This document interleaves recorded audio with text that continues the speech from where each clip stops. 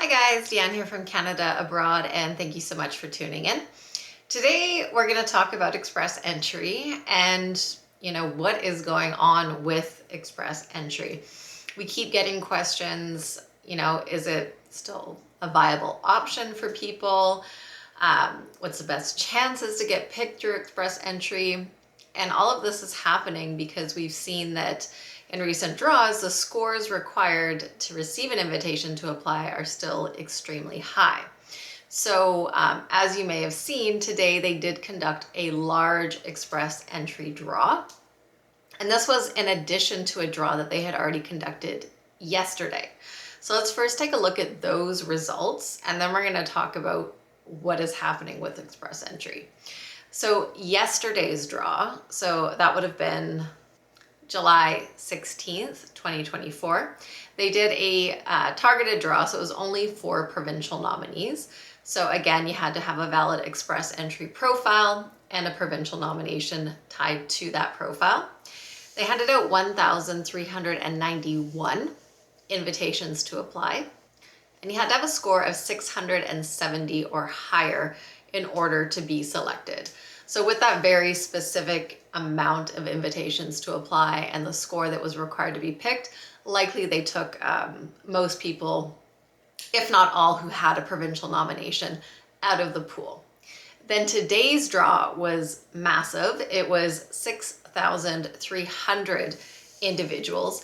And this one was only for the Canadian Experience class. So it was not a general draw. And even though it was a very large draw, the CRS score that you needed was still quite high. So you need to have a score of at least 515 or higher in order to be selected. Now, if we look at these draws, it looks like a lot, and not even, so less than 2 weeks ago, we saw them pick 4 draws of targeting in a row. So it seems like they're doing a lot of draws. They're doing a lot of large draws. And some people think that this is more than they usually pick. But I actually broke down the numbers because I was a bit surprised by some of these larger draws. And I thought we have to be further ahead than we were as of this time last year. But when I actually added it up, draws where we were this year versus 2023. In 2023 at this time, we'd picked over 8,000 more individuals. So over 8,000 more ITAs issued as of this time last year, as opposed to where we are right now. So this is good news in a way, because we know that the immigration targets have not decreased. So the number of ITAs that they're going to have to hand out in order to meet their targets is not going to decrease. So we should still see, quite a few draws going forward. They did take a bit of a pause there before they started draws again in July. So that could have accumulated, a bit of a backlog and accounted for them doing larger draws as opposed to more consistent, smaller draws like we are used to. When we also break down the numbers, we're going to take a look at who's being picked. So we always get asked, are general draws still happening? It seems like nobody is getting invitations through these streams. General draws are still happening.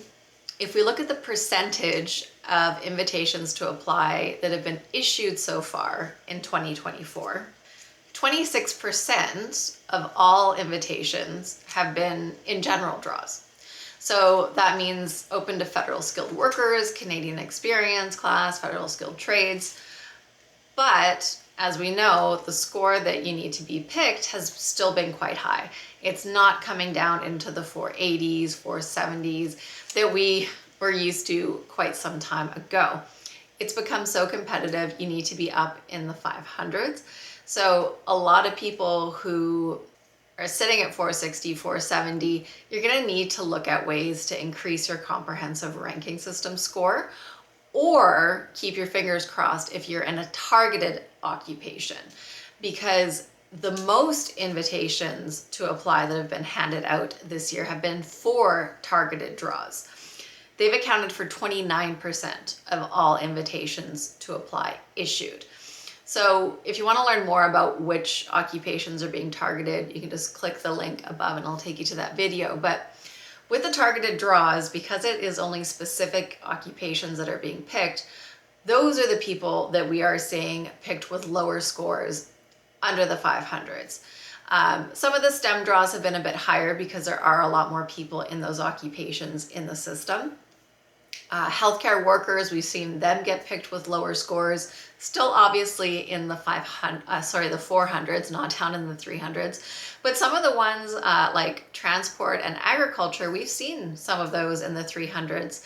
So if you're in a targeted NOC code, there is hope of you getting picked with a score below 500. If you're not in one of those targeted NOC codes, then you are going to definitely want to look at either getting some work experience in one of those targeted occupations to make yourself more suitable for those draws, or look at ways to increase your comprehensive ranking system score. Now, if we look at the percentage of other draws that have taken place, we know that targeted draws have accounted for the most ITAs, then general draws. After that, it's been the Canadian Experience class. So even though it doesn't seem like they've done too many targeted CEC draws, the number that they've handed out still accounts for 17%, so 17% of all ITAs issued. After that, it's the French targeted draws. So they're at 16% of all ITAs issued so far this year.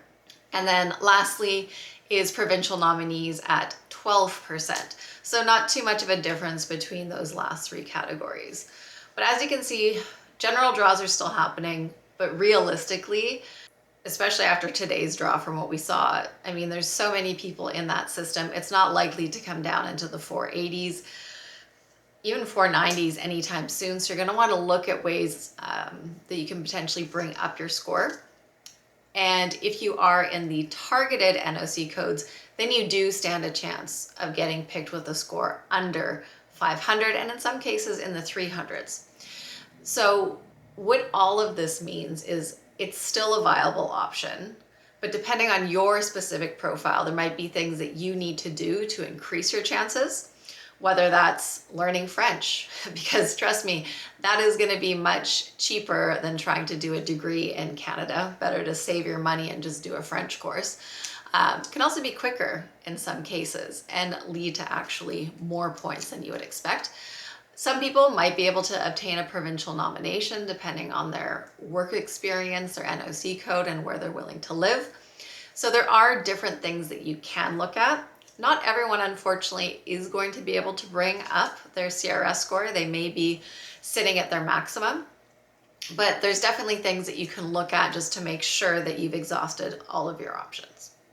So thank you guys so much, as always, for tuning in. And don't forget to subscribe to the channel if you want to stay up to date with all the latest Canadian immigration news and updates.